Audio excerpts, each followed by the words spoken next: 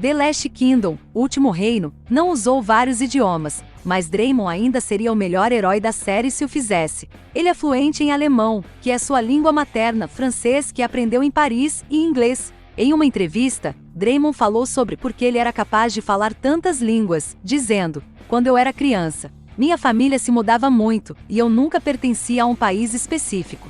Foi muito difícil porque eu teria que fazer novos amigos ou teria que sentar na aula por meses sem falar a língua. No entanto, à medida que envelhecia, ele passou a acolher a possibilidade de descobrir novas culturas e línguas. A paixão de Draymond pela linguagem certamente o ajudará no futuro, se ele quiser continuar atuando."